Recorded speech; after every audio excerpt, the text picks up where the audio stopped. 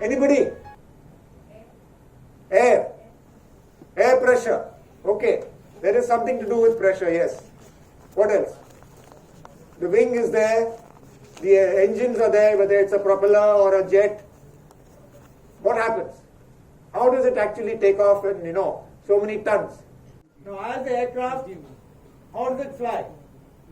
It's basically the wings that are giving it what is called the lift. Okay? And the wing, as you can see, has a shape. That is called an aerofoil shape. Now, because of the shape, the air on the upper surface goes faster than the air at the lower surface.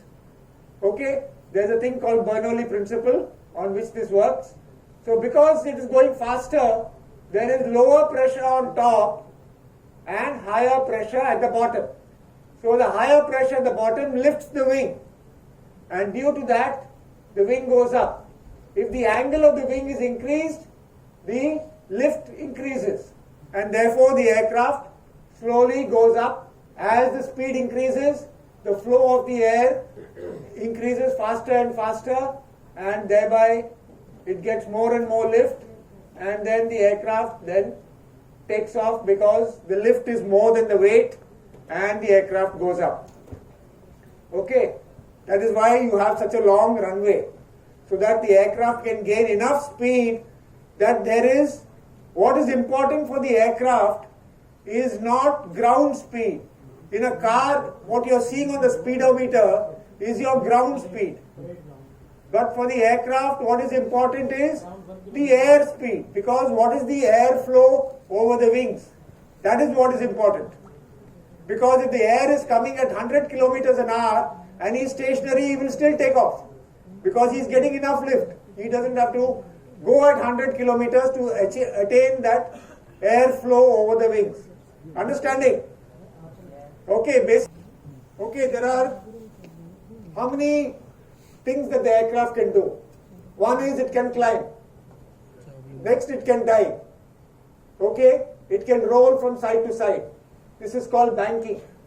You're banking from left side or right side. And it can also do this.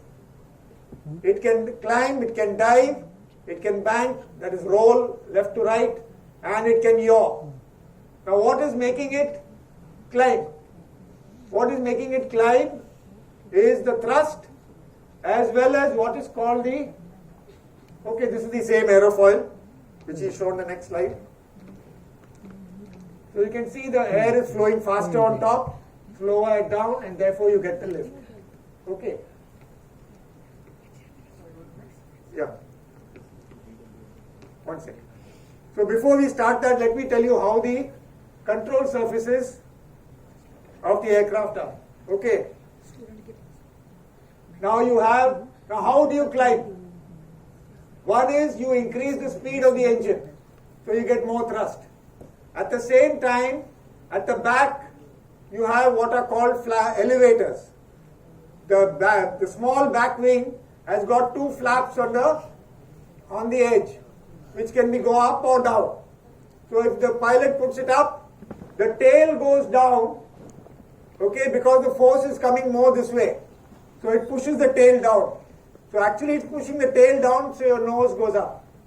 And if he does the other way, the tail goes up and the nose goes down. How does he bank? He's got two ailerons here, flaps, on the main wing. Have you all ever sat next to if you're going by aircraft, you will see, if you're sitting next to the wing and your window is next to the wing, you will see the flap over there. And you'll see it continuously being adjusted by the pilot or the autopilot or whatever. And that is to basically keep the stability of the aircraft from rolling. So when he wants to turn, he'll use the flap and turn the aircraft, whichever side he wants. Okay? And the fin. The fin has also got a flap called the rudder. Okay? This is the tail fin. It's got a rudder. And because of adjustment of this, it will give this movement. So by adjusting all the movements in a balanced fashion, the aircraft does the maneuvers that it is required to do. Okay, and as you can see, in commercial aircraft, they will not do very what do you call it, violent maneuvers, because you're drinking coffee and the coffee will spill.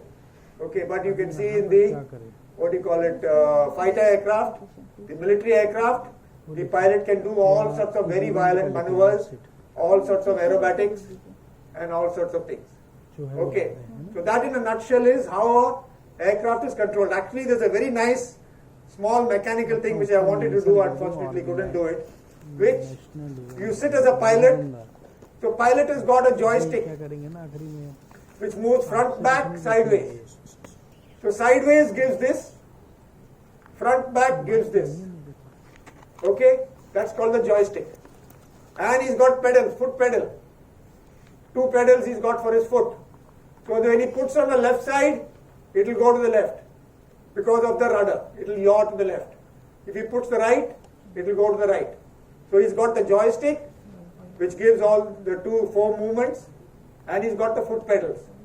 And he needs to adjust it so that there is a balanced kind of maneuver. Okay. And he's also got on the left side normally, he'll have the engine control, where he, like an accelerator, he can increase the thrust or reduce the thrust. Okay, these are all the, controls that a pilot has got. And he's got a whole load of, you'll have seen the cockpit, it's got so many instruments. Okay, so as you get more and more into this, you'll understand. It shows the height. You have categories of aero modeling. First is you have static models. Like Mr. Khanna said, you have models that don't do anything, they are just show pieces. Okay? They can be scale models. You've got, that itself is an art. Making a scale model, that means it's the smaller replica of the real thing, but exactly to scale, with all markings, with all painting, color scheme, and everything is absolutely to scale. They have competitions that give you, prizes for the best scale model, for the best static scale model. There are competitions. Okay. Next you have chuck gliders. What are chuck gliders? Like your paper aeroplane. A paper aeroplane is a chuck glider. That means you chuck it and it flies. Okay. And now the same chuck glider can be made with what is called balsa wood. As I must explain to you, most of the aero models, nowadays you use a little bit of plywood and some other woods, but the main wood that is used is called balsa wood. It's a very light wood, very easy to cut and shape, but at the same time has got very good rigidity and stiffness. Originally, balsa wood was found in Ecuador, in the equatorial region. It was grown over there. Now it's grown in very many other places. They attempted to grow in India also. Some people started to grow. Incidentally, this balsa wood is also used if you have you've seen those windmills which are generating power, the real ones. So basically it's got a carbon fiber, the rotor, the big rotor, the core is balsa wood because it's very light and it's covered with a carbon fiber covering so that it gives the rigidity and it gives at the same time it is very light. So a little bit of wind also it's able to rotate. So this balsa wood thing, you make these all these aircraft. So this is a chuck glider. Okay. Then we come to this is another chuck glider. Okay, made of card. This is also a toy. Okay, if I chuck it, yes.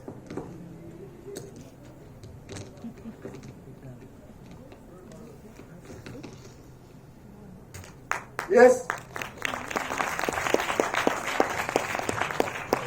So this is the example of a chuck glider made of card paper. It costs nothing. Okay. This is made by a good colleague, friend of mine. He is manufacturing these things. And as Mr. Khanna had said, there are very few manufacturers of Indian aero modeling kits in India.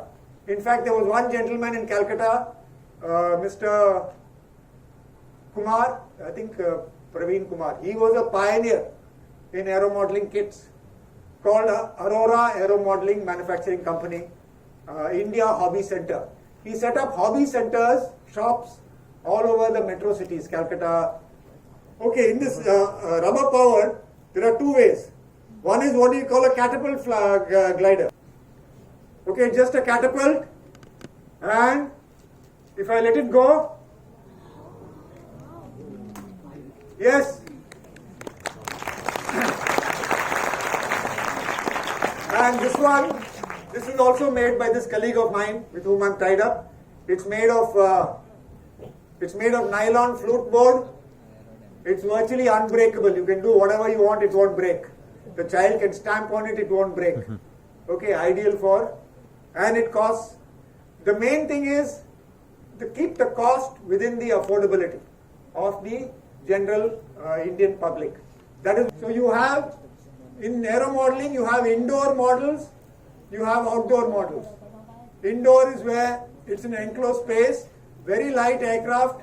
I'll show you some things. In fact, very frankly, everybody in India mostly got into what is called outdoor radio control models or control line flying, etc. There was very little awareness that there is a whole world of what is called indoor aero modeling. Okay, where you do it in an enclosed space, where there's no breeze, the aircrafts are very light, they are very fragile. I'll show you videos, but they are amazing. We had the first indoor competition in Sonipat in Haryana, and this is the model that was flown over there by me as a demonstration, and you can see it's just running on a rubber band. Okay, where's the fly ship? Oh. So as you can see, it goes up. Actually, it went over the lights, almost got stuck. Luckily, it came out and continued flying. Control line. Control line means I have a control in my hand and there's a line going out to the aircraft and it will fly in a circle. And these are all the stunts that you can do just with a control line aircraft. It's got that diesel engine, as I told you. Nowadays you have electric engines and you can do. What is a walk-along glider?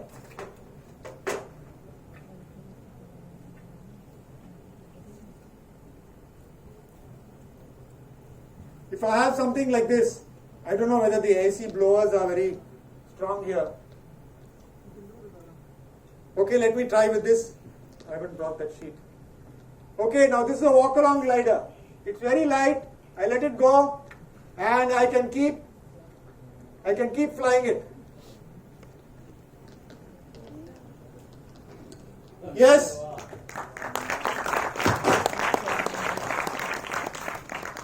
If there's if AC blowers there, it will go down. Okay. Now this is the principle behind this is that it's a glider, and I walk along with it, and I keep it up in the air. And how does that happen? How does that happen? Yeah. And I have one more here, which is called a tumble wing. Okay. Let me see if I can keep it up in the air with this board. If I have a bigger board, it will be better. And as I let it go, it tumbles. And I keep it up in the air. Yeah? As it tumbles, I push it. I'm not pushing it. What am I doing? What it does is, as I'm keeping it here, there is a draft of air coming up. And this draft of air is what is keeping it in the air.